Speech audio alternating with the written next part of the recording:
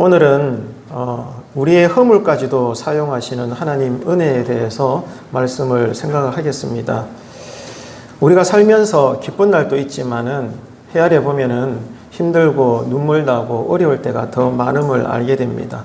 건강 때문에 괴롭고 물질 없어서 힘들고 또 직장 생활이 여의치 않아서 또 이것도 염려가 많이 되고 이런저런 이유로 우리의 인생은 버겁기만 합니다. 하지만 또 다른 이유로도 우리의 삶이 괴로울 때가 많음을 알게 됩니다. 그것은 사람들과의 관계 때문입니다. 우리는 따지고 보면은 사람들과의 관계 때문에 겪게 되는 다양한 갈등들이 정말 우리를 힘들게 하는구나, 이것을 알게 되는 거죠. 그래서 오늘 야곱의 두 아내인 레아와 라헬이 빚는 이 갈등은 우리가 이번 한 주간에도 어쩌면 경험하게 될 갈등의 원인을 통찰하는 데 있어서 영적으로 신앙적으로 도움을 줍니다. 우리가 이웃과 평화로운 관계를 맺으며 산다는 것은 정말 성숙한 자의 성도로서의 모습이고 또 우리를 향하신 하나님의 뜻입니다.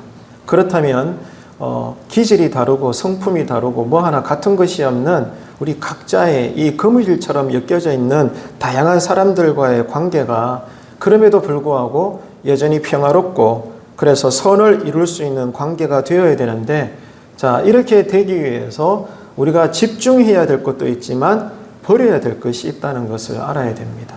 하나님께서 원하시는 뜻대로 신자답게 교회답게 원수까지라도 우리가 용납하고 품을 수 있고 사랑할 수 있다면 우리가 무엇을 피해야 그런 다양한 사람들과의 관계 속에서도 생지옥이 아니라 지금 여기에서 함께 어울리는 가운데 하나님 나라의 삶을 우리가 누릴 수 있는가? 그것은 먼저 오늘 본문을 보니까 두 가지를 버려야 된다는 것을 우리가 교훈으로 얻게 됩니다. 첫 번째는 비교의식을 버리십시오. 가정의 식구들을, 형제들과의 관계, 친인척들, 또 교회 안에서 성도들 사이에 여러 가지 생활 형편들, 또 신앙의 영적인 부분들, 은사, 유무, 기타 등등 우리는 태어나서 죽는 그날까지 서로가 다르게 살아가다 보니까 말은 안 해도 서로 간에 우월감과 열등감, 이런 비교의식을 가지고 살 수밖에 없습니다. 그러나 하나님의 뜻대로 살려면, 그래서 우리가 어떤 사람들을 만나도 그 관계가 선하고 아름다우려면 버려야 될 것 첫 번째는 비교의식이다. 이 비교의식을 우리가 떨쳐내야 된다는 것입니다. 오늘 본문에 보니까 동생 라헬은 어떠했나요? 언니 레아를 시기했습니다. 왜냐하니까 언니는 보란 듯이 자녀를 자꾸 낳는 거예요. 그래서 가정에 기쁨을 줍니다. 그런데 라헬 자신은 아직까지 자녀가 없는 거예요. 그래서 이 라헬은 자신의 형편을 원망합니다. 그리고 이 원망의 화살을 누구한테 돌리죠? 남편에게 쏟아붓는 거예요. 이 모든 원망과 불평을 남편에다가 그냥 다 퍼부어 버리는 겁니다. 그런데 남편 야곱은 또 어떠했습니까? 그에게 두 아내가 있지만은 언니 레아보다 동생 라헬을 더 끔찍히 사랑했습니다. 그러니까 라헬은 비록 아직 자식은 없지만은 남편의 사랑을 독차지하고 있는, 어떤 면에서는 행복한 아내로서의 삶을 살고 있는 거죠. 하지만 그렇지 않습니다. 아무리 남편의 사랑을 아내가 받아도 그것보다 먼저 된 것은 뭘까요? 이게 엄마로서의 본능입니다. 자식을 향한 사랑을 부어야 되는데 자식이 없다 보니까 자식을 원하는 어미의 마음은 그저 남편의 사랑만으로는 그 마음이 언제나 허전했던 것 같습니다. 그래서 라헬은 아직까지 자식이 없는 그녀의 삶이 아무런 의미가 없다고 느꼈던 것 같아요. 어떤가요? 우리는 인간적으로 이것을 충분히 이해할 수 있습니다. 그리고 라헬의 심정을 그냥 나쁘게만 여길 수는 없는 것이죠. 하지만 오늘 우리가 이 말씀 앞에서 우리가 확인해야 될 것은 그럼에도 불구하고 우리가 누구냐 이거예요. 우리가 누군가 하면 우리는 진리를 아는 사람입니다. 진리라는 것은 하나님의 뜻을 안다는 거예요. 하나님 보시기에 바른 성도의 삶을 살아야 되는 겁니다. 여기도 많은 어머니들이 우리 권사님, 집사님들 앉아 계시잖아요. 서두에 말씀을 드린 것처럼 라헬의 심정을 이해하지 못할 부모된 우리는 이 자리에 아무도 없습니다. 인간적으로 충분히 이해가 됩니다. 라헬이 가질 수 있는 열등감, 언니를 시기할 수밖에 없는 마음 왜 이해가 되지 않겠습니까? 그죠? 이게 사람의 본심인데요. 어쩔 수 없는 거예요. 그런데 중요한 것은 우리가 누구냐 이거예요. 이런 라헬을 보면서 이런 성경 이야기를 읽으면서 성도인 내가 이런 라헬의 모습을 볼 때 무엇을 깨달아야 되는가 그 말입니다. 라헬의 모습을 보면서 다른 것보다는 다른 사람과 비교하는 태도가 얼마나 하나님 보시기에 연약한 자의 모습인가 알아야 된다는 거예요. 비교의식을 안 가질 수는 없지만 진리를 아는 성도로서 우리는 이 라헬을 보면서 다른 사람과 비교하는 태도가 문제가 되는데 그 이유는 무엇보다도 근본적으로 하나님이 이미 우리에게 주신 것들에 대해서 감사할 줄 모른다는 거예요. 이것을 우리가 라헬의 모습을 보면서 먼저 깨달아야 된다는 거죠. 그리고 결핍의 문제는 불신자든 성도든 마찬가지입니다. 하나님과 사람을 원망하게 만들어요. 가정이 힘들고 교회를 잘 가꾸고 싶은데 형편이 너무 안 좋고 그러면 자칫하는 순간 어떻게 됩니까? 어디나 똑같더라고요. 서로가 서로를 원망합니다. 본 뜻은 아닌데 결국 그렇게 되더라고요. 그렇기 때문에 여러분 중요한 것은 예수 믿는 자로서 가정 형편이 괴롭든 교회 형편이 어렵든 일터의 상황이 또 염려가 되든 그럴 때일수록 우리는 성경의 가르침대로 우리의 마음과 생각을 잘 지켜나가시기를 축복합니다. 그래야 원망과 불평의 죄를 쌓지 않는 거예요.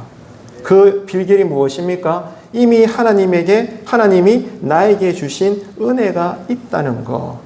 받은 복을 헤아려 보면서 거기에서부터 자족하는 마음, 여전히 위로받을 수 있는 마음, 그래도 하나님 나는 당신이 감사합니다라고 고백할 수 있는 이번 한 주간의 삶이 되시기를 바랍니다.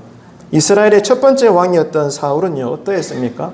평생 다윗을 시기하고 미워했습니다.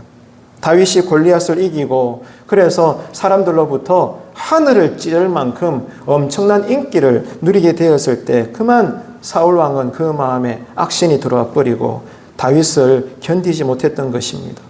그런데 여러분, 하나님은 보잘것없는 사울을 왕이 되게 하셨잖아요. 왕으로서 모든 것을 누리게 하셨습니다. 그럼에도 불구하고 어느 순간부터 이 한 소년에 대한 시기심 때문에 평생 미친 자처럼 살다가 그 인생의 끝은 허망하게 끝날 수밖에 없었던 것입니다.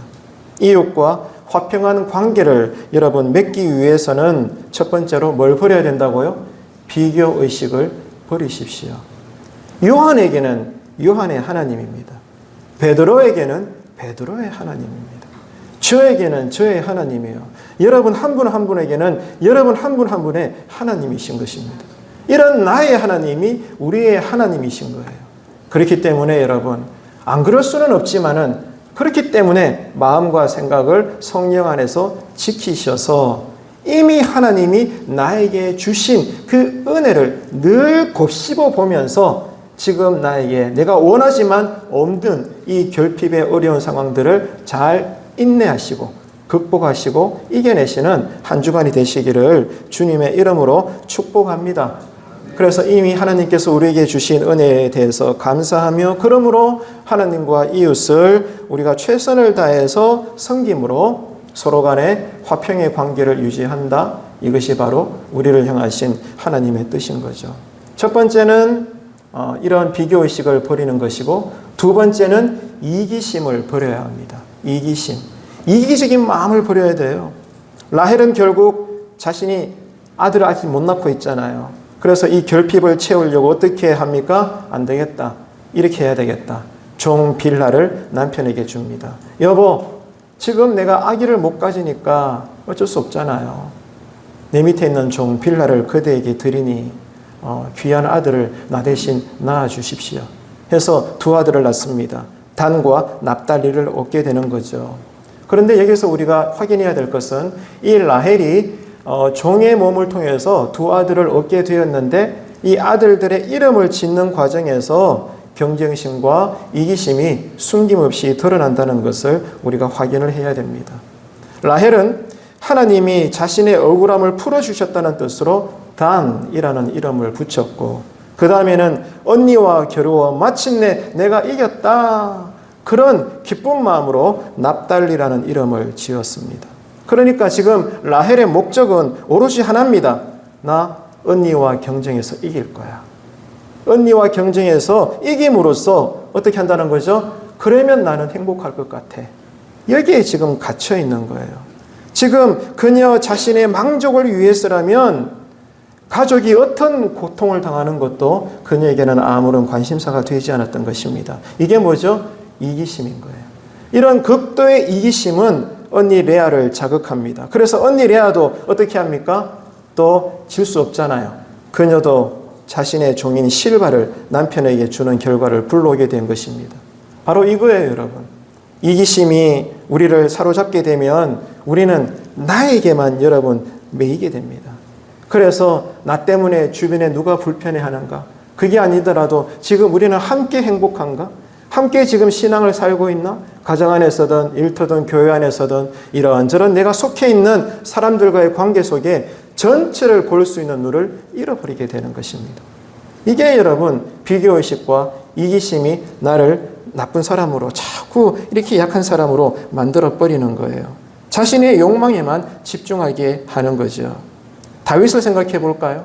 다윗은 어느 날 부자 나발에게 부하를 보내면서 필요한 양식을 얻어오라고 부탁을 합니다.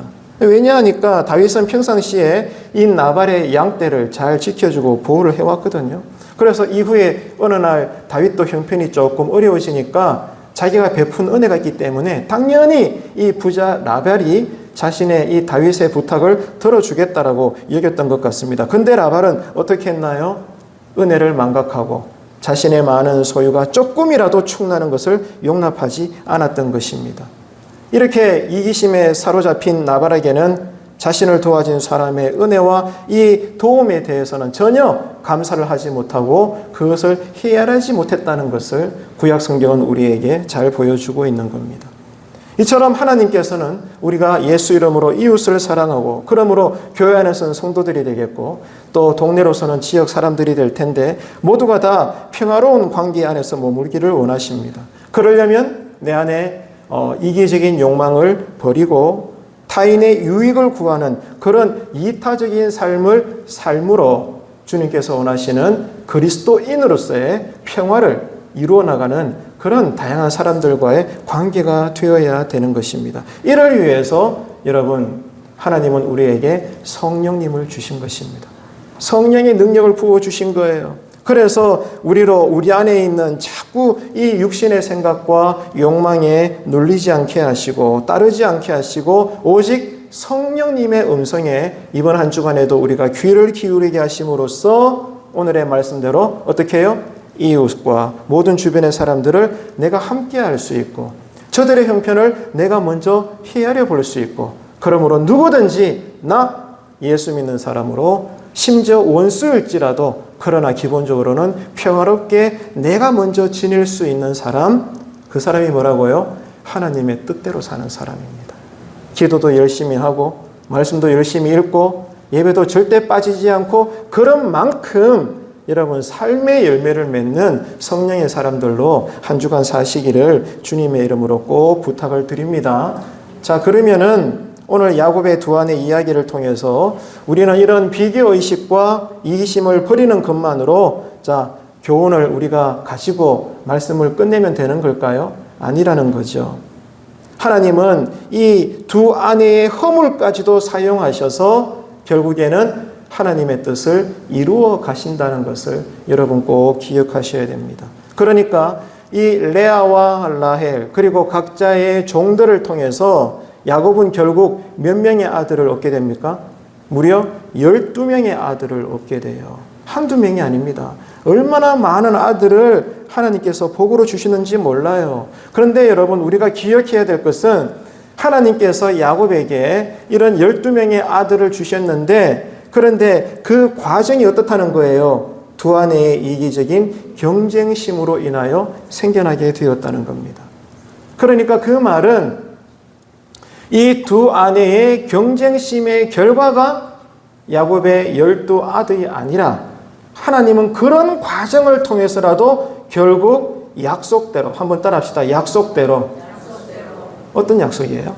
여기서 약속이라는 것은 찬양대 여러분 어떤 약속이죠? 하나님이 일찍이 누구와 약속하셨어요? 아브라함과 약속하셨잖아요. 그죠? 그래서 아브라함에게 너는 열국의 아비가 될 것이고 큰 민족을 이룰 것이다. 네 몸에서 진짜 아들이 태어날 거다. 하나님은 약속대로 행하시는 거예요. 한 번 더 따라할까요? 약속대로. 약속대로 하나님은 지금 이루어 나가시는 거예요.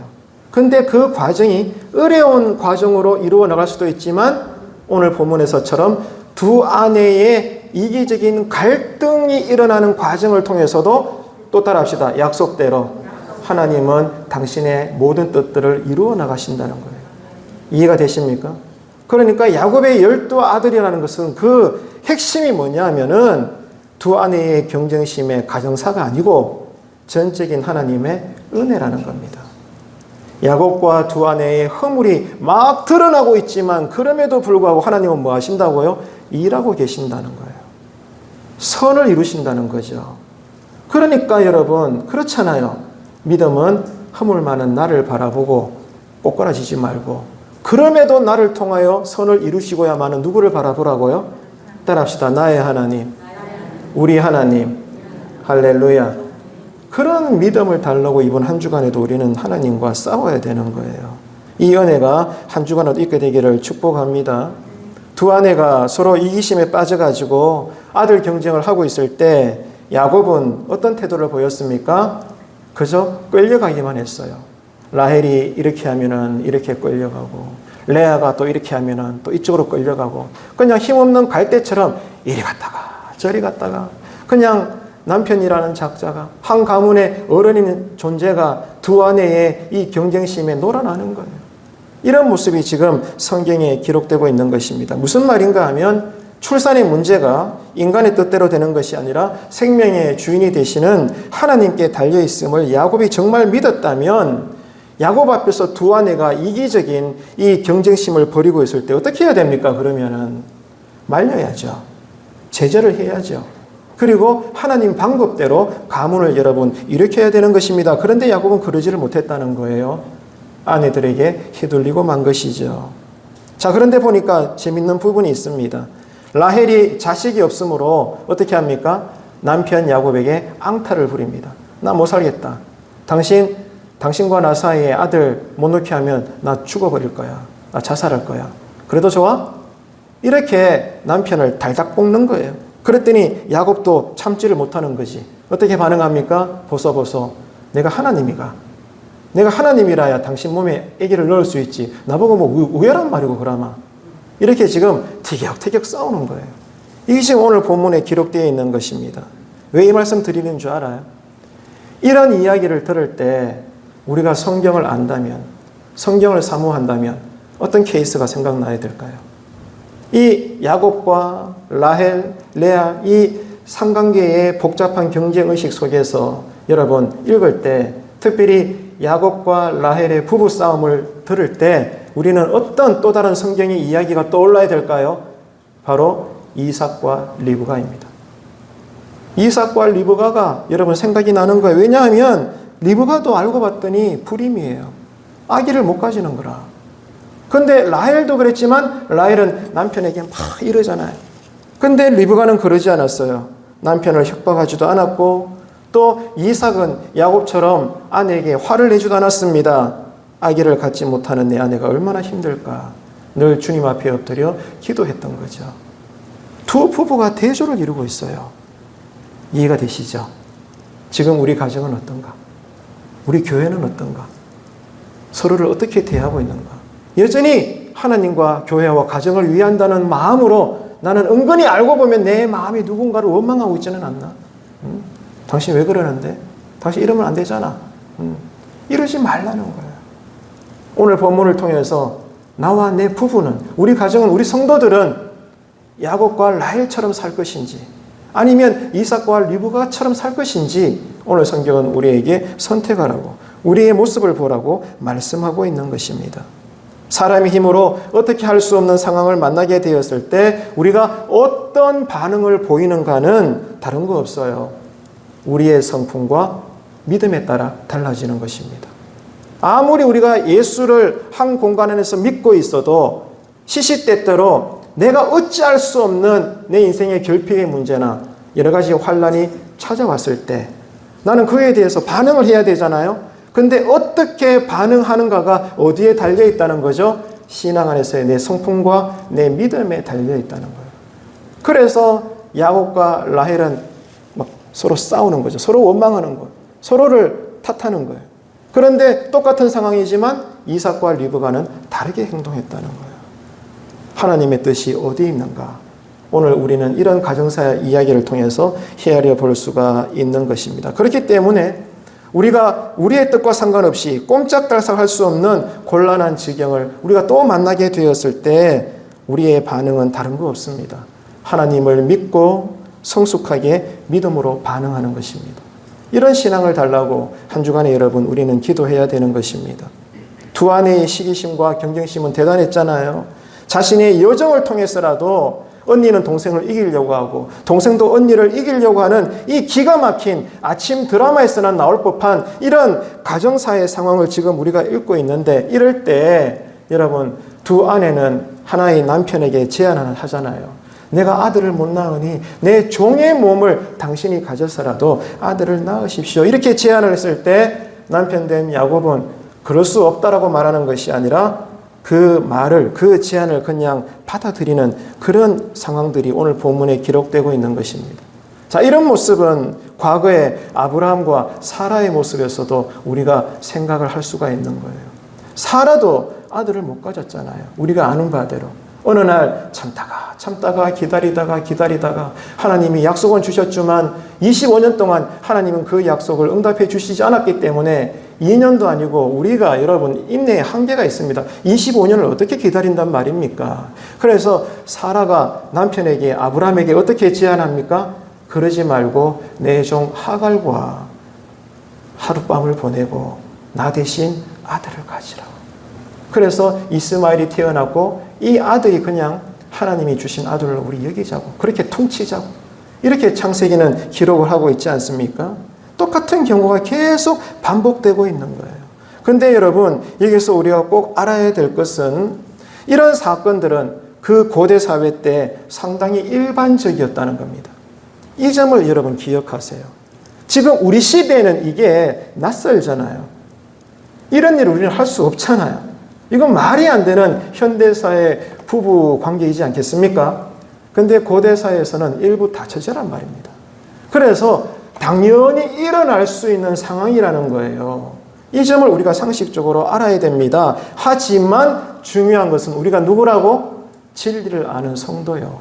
우리 위에 이 시대적인 사회 상황적인 일반적인 통념이 있어도 이것마저도 다스리는 하나님이 계심을 알아라 이 말입니다. 그런데 그게 하나님 보시기에 옳으냐 이거죠. 그 당시 고대 사회 때 아브라함이 아내의 제안을 덜컥 받아들이고 하갈을 자신의 품에 안는 거나 야곱이 라헬의 제안을 받아들이고 그 종을 몸에 안는 거나 또 레아의 제안을 받아들이고 또 다른 종을 몸에 안는 것은 흔히 있는 일이었음에도 불구하고 성경이 강조하는 바는 그게 과연 하나님의 뜻이었겠냐 그 말입니다. 이것을 지금 오늘 우리가 깊이 헤아려야 된다는 거예요. 야곱의 경우에 성경에서 별다른 지적이 나오지 않는다고 해서 이 야곱이 이 두 아내의 제안을 받아들인 것을 옳다라고 말하고 있지 않다는 것을 우리는 알아야 됩니다. 좀 전에 이야기했듯이 아브라함도 마찬가지예요. 그 고대 사회 때 모든 것이 일반적인 상황이었지만 아브라함의 경우도 분명히 성경은 창세기는 말씀하고 있잖아요. 그들이 인간적인 방법으로 하나님의 뜻을 이루려고 이스마엘을 붙잡은 그 마음과 선택과 행동이 잘못된 거였다. 하나님 보시기에는 불신앙이다라고 말하는 거예요. 이것을 여러분 우리가 분별해야 됩니다. 아차하는 순간 나는 교회를 위한다는 마음으로, 가정을 위한다는 마음으로, 내 자식 위한다는 마음으로 뭔가 믿는 자로서 계획을 하고 선택을 하고 행동했는데 이게 일반적인 건데 오늘날 그러나 여전히 우리 위에 계시는 하나님 관점에서 볼 때는 이런 부모로서의 이런 우리 성도로서의 마음가짐과 선택과 행동이 잘못될 수도 있다는 거예요. 이해가 되시나요? 그렇기 때문에 바울의 고백처럼 우리는 두렵고 떨림으로 하나님의 뜻이 어떠한가 마치 베레아 사람들처럼 여러분 말씀을 헤아려 봐야 된다는 거죠. 나도 모르는 사이에 우리는 하나님의 뜻을 행하고 있지 않아요. 그러면서도 우리는 자신만만해합니다. 우리는 하나님 뜻대로 노력하고 있다. 아닌데 오늘 본문은 이것을 우리에게 잘 보여주고 있는 거죠. 여러분 그렇기 때문에 문제를 해결하기 위해서 선택하고 사용하는 방법들 가운데는 잘 여러분 기억하셔야 됩니다. 세상적으로는 문제가 없어 보이지만 따라합시다. 하나님 보시기에 옳지 않은 일들이 허다하다는 거예요. 허다하다. 지금 우리 가정을 다루는 일들, 저나 여러분 한 분 한 분이나 우리 교회를 다루는 일들도 허다하다 이 말이에요. 우리 가운데 누가 이단이 있겠습니까? 안 그렇습니까? 우리는 하나님을 위하고 이 교회 어려운 형편 어떻게 하면 극복해 볼까? 뭔가 전전긍긍하는 거 진심이잖아요. 모두가 알잖아요. 근데 중요한 건 뭐다? 하나님 보시기에는 아닐 수 있다는 거지. 그래서 우리는 여러분 성령 충만해야 돼요. 영안이 열려야 돼요. 그래서 성경은 경고하잖아요. 맹인이 맹인을 인도하지 않게 해라. 어쩌면 제가 여러분 제 앞에 서 있는 맹인일 수 있어요. 여러분을 위해서 우리 교회를 위해서 지금 하나님께서 세워주고 계신 너무 허물이 많지만 이 배성훈 목사를 위해서 여러분 얼마만큼 기도하십니까? 여러분 마음에 드시면 좋아해 주시고 때를 따라 또 여러분 속에는 안 맞으면 저 사람 왜 저래? 그러시고 맙니까? 이제 그러지 말자고요. 우리가 볼 때는 서로가 볼 때는 다 좋아 오케이. 그러나 누가 보시기에? 하나님 보시기에는 아닐 수 있는 거예요. 우리가 볼 때는 아닌 것 같아. 근데 누가 보시기에? 하나님 보시기에는 옳은 일일 수도 있는 거예요. 우리에게 필요한 게 뭐라고요? 하나님 우리에게 믿음의 분별력을 주시옵소서. 여러분 이 기도가 한 주간에 깊이 들여지는 기도의 제목이 되시기를 바랍니다. 야곱은 한 가문의 가장입니다. 그래서 가장다운 위엄과 주체성을 보여야 했죠. 하지만 두 아내의 시기심과 비교의식과 끝도 없는 이 경쟁심에 끌려가기만 하는 그런 모습을 보였습니다. 근데 여러분 집중해 볼까요? 다 아시잖아요. 야곱이 어떤 사람이에요? 태어날 때부터 경쟁심으로 똘똘똘 뭉쳐있는 사람입니다. 욕심이 끝이 없어요. 그 말은 누구보다도 적극적인 마음을 갖고 있는 사람이에요. 그래서 야곱은 장자권을 얻기 위해서 또 동생 라헬을 아내로 맞이하기 위해서 약복강가에서 하나님의 사자로부터 어떻게 해서라도 환도뼈가 부러지면서까지라도 그러나 내가 반드시 하나님으로부터 복을 받아야 돼. 그런 사람이었습니다. 대단한 사람이었습니다. 둘째가라면 서러울 정도로 적극성을 보이는 그런 여러분 집착력이 강한 사람이었습니다. 그런데 오늘 본문의 이야기는 완전히 대조적이에요. 두 아내의 너무나 흔들리면서 그렇게 소극적일 수가 없는 이런 여러분 모습을 오늘 성경을 통해서 우리가 읽을 수가 있는 겁니다. 결국 야곱은 아침 드라마에서나 나올 법한 두 아내의 이 기가 막힌 경쟁사를 통해서 두 아들이나 얻게 됩니다.